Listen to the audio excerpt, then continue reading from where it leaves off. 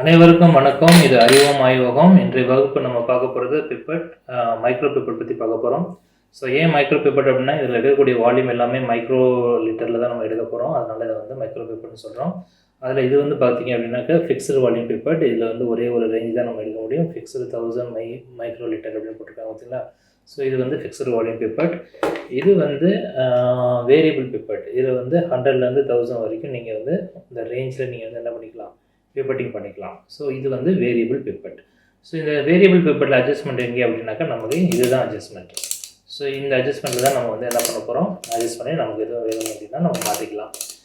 So இதுதான் variable pipette. So இது fixed pipette.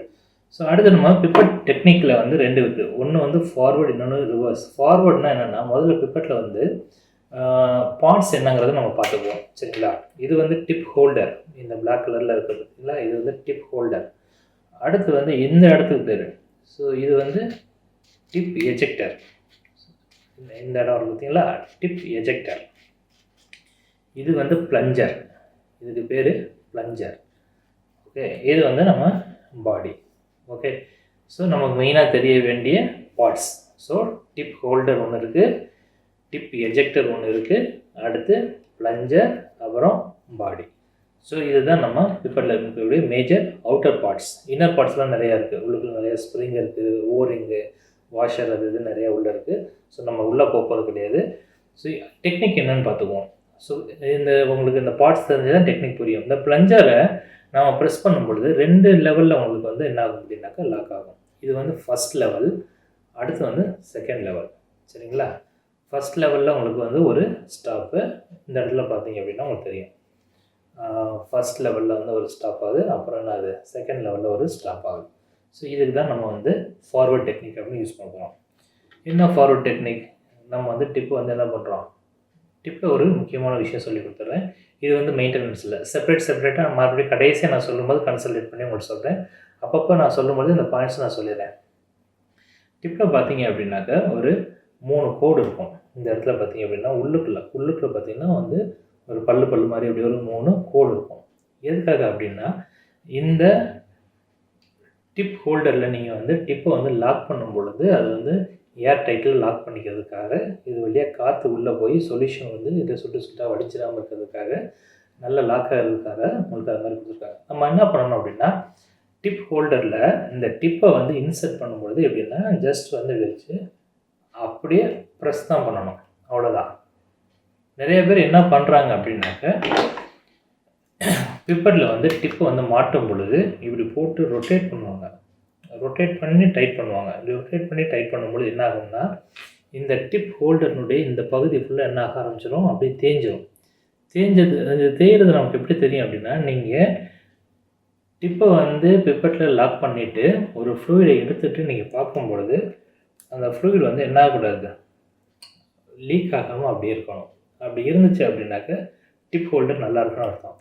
In case வந்து உங்களுக்கு வந்து ஒரு வெளியில் வந்து அப்படி ஒரு முட்டை மாதிரி இருக்குது அப்படின்னாக்க இந்த இடத்துல தேஞ்சிருச்சுன்னு அர்த்தம். எப்போ தேயும் அப்படின்னா நம்ம வந்து அதே மாதிரி டிப்பை கலட்டும் போது என்ன பண்ணக்கூடாது, இப்படி திருவி இப்படி கலட்டக்கூடாது.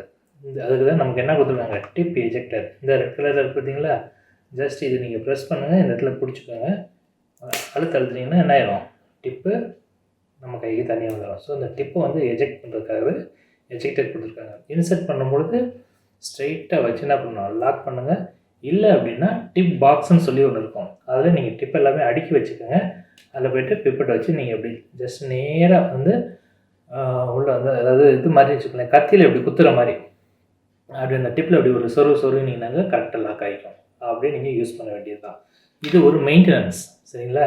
எப்படி டிப்பை நம்ம வந்து இதில் இன்சர்ட் பண்ணணுங்கிறது மெயின்டெனன்ஸ். இப்படி நீங்கள் பண்ணினீங்க அப்படின்னா சரியாக வந்து உங்களுக்கு வால்யூம் வந்து வராது. ஃப்யூச்சரில் போக போக என்ன ஆகும்னா சீக்கிரமாக இந்த இடம் தேஞ்சிறதுனால நீங்கள் அடிக்கடி பிப்பட் வாங்குற மாதிரி வரும். ஸோ பிப்பட்டோட லைஃப் குறையும். இன்னொன்று அதனுடைய அக்யூரசி குறையும், அந்த வால்யூம் குறையும். ஸோ இதெல்லாமே வந்து பிப்பட்டுடைய லைஃப்பை அஃபெக்ட் பண்ணக்கூடிய ஒரு விஷயம், அதனுடைய அக்யூரசியை அஃபெக்ட் பண்ணக்கூடிய விஷயம். அதனால் நம்ம இது ஒரு மெயின்டெனன்ஸ். டிப்பு வந்து என்ன பண்ணக்கூடாது, சொருகி இல்லாட்டி ஒரு மாதிரி மரம் ஏற்றுற மாதிரி ஏற்றி வந்து உள்ளே ஏற்றக்கூடாது. அதேமாதிரி கலட்டும் போது இப்படி திருகி கலட்டக்கூடாது. ஸோ கத்தியில் இப்படி குத்துற மாதிரி இப்படி வச்சு குத்தி நம்ம வந்து லாக் பண்ணணும். அதே மாதிரி அந்த டிப் எஜெக்டரை நம்ம வந்து என்ன பண்ணணும், யூஸ் பண்ணி இந்த டிப்பை வெளியில் எடுத்து பழகணும். ஸோ இது ஒரு விஷயம். ஸோ ஃபார்வர்டு, இது என்ன சார் ஃபார்வர்டு அப்படின்னு பார்த்தீங்கன்னா, இதில் வந்து ஃபஸ்ட் லெவல் ரெஸ்ட்ரிக்ஷன். இப்படி நீங்கள் வந்து இந்த ப்ளஞ்சரை நீங்கள் ப்ரெஸ் பண்ணீங்க அப்படின்னா ஃபஸ்ட்டு ஒரு இடத்துல போய் இப்படி லாக் ஆகுது பார்த்தீங்களா? ஸோ இந்த லாக் ஆகும்போது நீங்கள் அப்படியே வச்சுக்குவீங்க, கட்டவில் வந்து கொஞ்சம் கூட விட மாட்டீங்க. அடுத்து இது வந்து என்ன பண்ணுவோம், நேராக கொண்டு போய் ஒரு சொல்யூஷனில் வைப்போம். ஓகே, ஒரு சொல்யூஷன் வைப்போம். சொல்யூஷன் வச்சு இந்த ப்ளஞ்சரை கொஞ்சம் கொஞ்சமாக நம்ம என்ன பண்ணுவோம், ரிலீஸ் பண்ணுவோம். அந்த வீடியோ சரியாக தெரியல, இப்போ பாருங்கள். இப்போ என்ன பண்ணுறோம், ஃபஸ்ட் லெவலில் லாக் பண்ணியாச்சு, அடுத்து சொல்யூஷனில் வச்சாச்சு. இப்போ ப்ளஞ்சரை நான் என்ன பண்ண ரிலீஸ் பண்ணிவிட்டேன், இப்போ வெளியில் எடுத்தாச்சு. அடுத்து ரீஏஜெண்ட் ஆட் பண்ணும்போது படுக்க வச்சு ஆட் பண்ணக்கூடாது, நேராக வச்சு தான் ஆட் பண்ணணும். ஸோ டியூப்ஸ் எடுத்துட்டேன், அதில் பிப்பட்டிங். சரிங்களா? ஸோ இப்போ நம்ம என்னாச்சு, 1 ml எடுத்தோம், பிப்பட் பண்ணியாச்சு. ஸோ ஃபஸ்ட் லெவல் ரெஸ்ட்ரிக்ஷன் 1, அடுத்த சொல்யூஷனில் வச்சு ரிலீஸ் பண்ணுறோம்.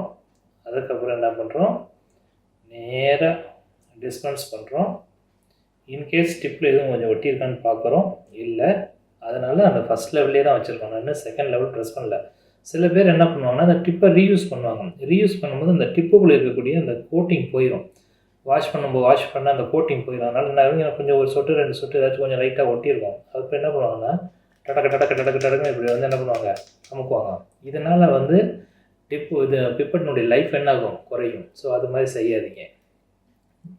இன்கேஸ் நீங்கள் அந்த மாதிரி செய்யக்கூடிய சுச்சுவேஷன் வந்துச்சு அப்படின்னா, ரீஏஜெண்ட் எடுக்கிறதுக்கு முன்னாடி என்ன பண்ணுறோம், ஃபஸ்ட் லெவல், அடுத்து ரீஏஜெண்ட் எடுக்கிறோம், மறுபடியும் என்ன பண்ணுறோம், ரீஏஜெண்ட் உள்ளே போடுறோம், ஃபஸ்ட் லெவல். இன்கேஸ் இதில் கொஞ்சம் ஒட்டி இருக்குது அப்படின்னா மறுபடியும் என்ன பண்ணுங்கள், செகண்ட் லெவல் அதோடு எடுத்துருங்க வெளியில்.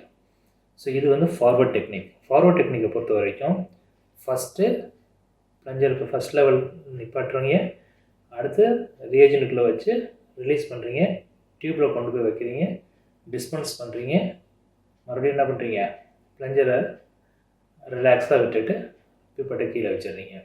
ஸோ ஃபஸ்ட் லெவல்லையே எல்லாமே நமக்கு முடியறதுக்கு பேர் என்னது, ஃபார்வர்ட் டெக்னிக். ஓகே, அடுத்து ரிவர்ஸ் டெக்னிக். இந்த ரிவர்ஸ் டெக்னிக் எப்போலாம் நம்ம யூஸ் பண்ணோம்னா, ரொம்ப விஸ்காசிட்டி அதிகமாக இருக்கக்கூடிய ஃப்ளூயிடு, இல்லை அன்ஸ்டேபிளாக இருக்கக்கூடியது, சீக்கிரமாக எவாப்ரேட் ஆகக்கூடிய ஒரு ஃப்ளூயிடெல்லாம் நம்ம யூஸ் பண்ணுறோம் அப்படின்னாக்க, அது மாதிரி டைமில் நம்ம என்ன பண்ணலாம், ரிவர்ஸ் டெக்னிக் யூஸ் பண்ணுவோம். ரிவர்ஸ் டெக்னிக்கை பொறுத்த வரைக்கும் சேம் பிப்பட் எடுத்துக்கோங்க. ஃபஸ்ட் லெவல் ரெஸ்ட்ரிக்ஷன் இருக்கா, அது வரைக்கும் ப்ரெஸ் பண்ணிச்சு, அது செகண்ட் லெவலுக்கும் ப்ரெஸ் பண்ணிடுங்க. இதை விட்டுறாமல் நேராக சொல்யூஷனுக்குள்ளே கொண்டு போய் வச்சு ரிலீஸ் பண்ணுங்கள். First level, second level. இப்போ டிப்பு ஃபுல்லும் உங்களுக்கு வந்து கிட்டத்தட்ட டிப் ஹோல்டர் கொடுத்து பக்கம் வரைக்கும் உங்களுக்கு வந்து எனக்கு ரீஜன் ஃபில் ஆயிடுச்சு. இப்போ டியூப் எடுத்துக்கிறீங்க, டியூப் எடுத்துகிட்டு அதே 1 ml, ஆனால் இந்த இடத்த கவனிச்சுக்கோங்க, ஃபஸ்ட் லெவலோடு நிப்பாட்டிடுங்க, முடிஞ்சு.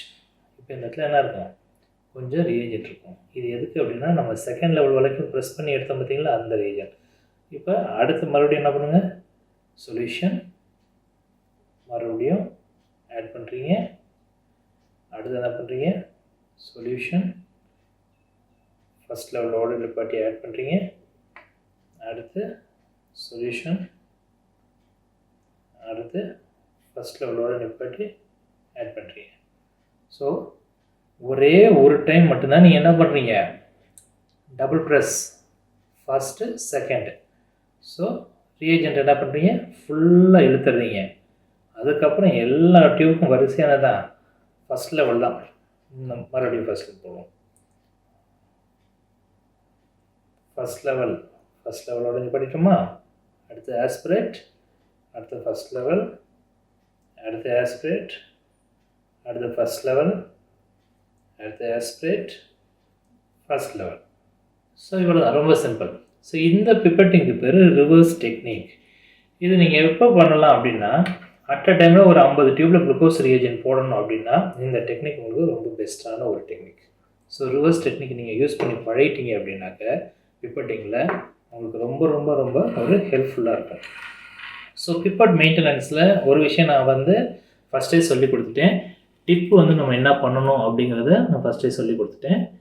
ஒரு நிமிஷம் இருங்க. ஸோ பிப்பட் மெயின்டெனன்ஸில் நெக்ஸ்ட் என்னென்னு பார்த்தீங்க அப்படின்னா, பிப்பட்டை எப்போவுமே வந்து என்ன பொசிஷனில் வைக்கணும் அப்படின்னாக்கா அப்ரைட் பொசிஷனில் தான் வைக்கணும். ஸோ இந்த பொசிஷனில் தான் நம்ம வந்து பிப்பட்டை வந்து என்ன பண்ணணும், மெயின்டைன் பண்ணணும். படுக்க வசத்தில் வைக்கக்கூடாது. ஸோ இது வந்து பிப்பட் மெயின்டெனன்ஸில் ஒரு முக்கியமான விஷயம். பிப்பட் எப்போவுமே நீங்கள் நாட் இன் யூஸ் அப்படின்னாக்க அவ்வளோதான், என்னோடய ஒர்க்கை முடிச்சிட்டேன் அப்படின்னா என்ன பண்ணிடணும், பிப்பட்டுக்குன்னு ஒரு ஸ்டாண்ட் இருக்குது. அந்த ஸ்டாண்டில் அப்ரைட் பொசிஷனில் நீங்கள் இந்த ஹேண்டில் வந்து லாக் ஆகிற மாதிரிலாம் இப்போ நிறையா மாடல்ஸ் வந்துருச்சு. ஸோ அதில் நீங்கள் இப்படி வச்சிட்டிங்க அப்படின்னாக்க என்ன ஆகும், இப்போ என் கையில் எப்படி இருக்குதுங்களா பிப்பட்டு, இதே மாதிரி எப்படி இருக்கும், ஸ்ட்ரெயிட்டாக இருக்கும். ஸோ இது மாதிரி நீங்கள் பிப்பட்டை வந்து வச்சுக்கணும். இது பிப்பட் மெயின்டெனன்ஸில் இது ஒன்று. ரெண்டாவது, வேரியபிள் பிப்பட் நீங்கள் யூஸ் பண்ணுறீங்க அப்படின்னா, வேரியபிள் பிப்பட் நீங்கள் யூஸ் பண்ணுறீங்க அப்படின்னா, ஒருவேளை நீங்கள் வந்து இப்போ 1000 மைக்ரோலிட்டர் பிப்பட்டில் 500 மைக்ரோலிட்டர் வரைக்கும் நீங்கள் அட்ஜஸ்ட் பண்ணி ரீஏஜென்ட் எடுத்துட்டீங்க, அப்படியே வச்சுட்டு போயிட்டீங்க அப்படின்னா உள்ளே உள்ள ஸ்ப்ரிங் இப்படி இருக்க வேண்டிய ஸ்ப்ரிங்கு இப்படி இருக்கும். ஸோ நம்ம வந்து இப்படி குத்த வச்சே உட்காந்துருக்க மாதிரி எவ்வளோ நேரம் உட்காந்துருக்க முடியும், அப்படியே உட்காந்தோம்னா என்ன ஆகும், அது மாதிரி அந்த ஸ்ப்ரிங் வந்து ஃப்ரீயாக இப்படி இருந்துச்சு அப்படின்னா அதனுடைய லைஃப் எப்படி இருக்கும். அது இவ்வளோ தூரம் பாதி வரைக்கும் நசுக்கி அப்படியே வச்சுட்டு வந்து மறுநாளும் அப்படியே யூஸ் பண்ணிவிட்டு மறுநாளும் இப்படியே வச்சு இப்படியே தொடர்ந்து ஒரு வாரத்துக்கு இப்படி இருக்க வேண்டிய ஸ்ப்ரிங் இப்படியே இருந்துச்சுன்னா ஒன்று கட் ஆகும், இல்லை அதனுடைய அக்யூரசி லெவல் மாறிடும். அப்போ இதெல்லாமே எதை உங்களை அடிக்கும் அப்படின்னா உங்களுடைய ரிசல்ட் அடிக்கும். அதனால் வேரியபிள் பிப்பட்டை பொறுத்த வரைக்கும் அதனுடைய மேக்ஸிமம் ரேஞ்ச் என்ன பார்த்துக்கங்க. இப்போ இதனுடைய மேக்ஸிமம் ரேஞ்ச் என்னன்னு பார்த்துக்கிட்டிங்க அப்படின்னா 1000. ஸோ இந்த 1000ல் நீங்கள் என்ன பண்ணணும், இதை வந்து டியூன் பண்ணி அதுக்கப்புறம் நீங்கள் அப்ரைட் பொசிஷனில் வச்சுட்டு போகணும். ஸோ இது மெயின்டெனன்ஸில் இது ஒரு விஷயம், சரிங்களா. ஸோ வேரியபிள் பிப்பட்டை மேக்ஸிமம் லெவலுக்கு சேஞ்ச் பண்ணி நீங்கள் வச்சுட்டு போகிறது. அடுத்து டிப் ஹோல்டர் நம்ம வந்து டிப்பை வந்து எப்படி பண்ணக்கூடாது, இப்படி வந்து ஸ்க்ரூ பண்ணி ஏற்றக்கூடாது, அதே மாதிரி ஸ்க்ரூ பண்ணி கழட்டக்கூடாது. கத்தியில் குத்துற மாதிரி இப்படி வந்து டிப் பாக்ஸில் வந்து டிப் அடிக்கி இப்படி சொல்லி நீங்கள் வெளியில் எடுக்கணும் ஒன்று. ரெண்டாவது, டிப்பை வந்து ரிலீஸ் பண்ணும்போது என்ன பண்ணணும், இந்த டிப் எஜெக்டரை நீங்கள் வந்து யூஸ் பண்ணி பழகணும். ஸோ இதுதான் பிப்பட். மைக்ரோ பிப்பட்னா என்ன, இதில் இருக்கக்கூடிய டைப்பு ஃபிக்ஸ்டு வால்யூம் இருக்குது, வேரியபிள் வால்யூம் இருக்குது, மல்டி சேனல் பிப்பட்னு ஒன்று இருக்குது. ஸோ அந்த மல்டி சேனல் பிப்பட் வந்து நமக்கு மோஸ்ட்லி ரொட்டீன் யூஸ்க்கு வராது, அது எலைஸாக யூஸ் பண்ணுற இடத்துல வரும். அந்த பிக்சர் வேணால் நான் உங்களுக்கு காட்டுறேன். இதுதான் அந்த பிக்சர். மல்டி சேனல் பிப்பட் வந்து இப்படி தான் இருக்கும். அட் அ டைமில் இத்தனை டிப்பு நம்ம வந்து இதில் வந்து இது பண்ண முடியும். அட் அ டைமில் வந்து ரீஜெண்ட் ஆஸ்பிரேட் பண்ணி இதில் ஆட் பண்ண முடியும். ஸோ இதில் வந்து ஆட் பண்ணிவிட்டு கடைசி இதுக்கு வரும்பொழுது முதல்ல ரியாக்ஷனே முடிஞ்சு போயிருக்கும். அதனால் அந்த டைம் இதை வந்து கரெக்டாக மெயின்டைன் பண்ணுறதுக்காக இந்த மல்டி சேனல் யூஸ் பண்ணுறாங்க எலைஸாரில். ஸோ இவ்வளோ தான் பிப்பட்னா என்ன, மைக்ரோ பிப்பட்னு ஏன் சொல்கிறோம், மைக்ரோ பிப்பட் வந்து எப்படி பண்ணணும், ஃபார்வேர்டு ரிவர்ஸ்ன்னு 2 இருக்குது. அதுக்கப்புறம் அதனுடைய மெயின்டெனன்ஸு, டூஸ் என்ன டோன்ஸ் என்ன, என்னென்ன மெயின்டெனன்ஸ் அப்படின்னா பிப்பட்டை அப்ரைட்டில் தான் வைக்கணும். வேரியபிள் பிப்பட்டாக இருந்தால் அதனுடைய மேக்ஸிமம் ரேஞ்சில் தான் நம்ம வந்து அட்ஜஸ்ட்மெண்ட்டை மறுபடியும் திருப்பி மேக்ஸிமம் ரேஞ்சில் வச்சு மறுபடியும் அப்ரைட் பொசிஷனில் வைக்கணும். அதுக்கப்புறம் வந்து டிப்பு வந்து மாட்டும் பொழுது எப்படி பண்ணணும், வந்து கையில் வந்து நட்டு ஏற்றுற மாதிரி ஏற்றக்கூடாது, கையாலையும் கழட்டக்கூடாது, டிப் எஜெக்டரை யூஸ் பண்ணி தான் நம்ம டிப்பை ரிலீஸ் பண்ணணும். ஸோ இதுதான் பிப்பட்டிங் பற்றின ஒரு டீட்டெயில் கிளாஸ்.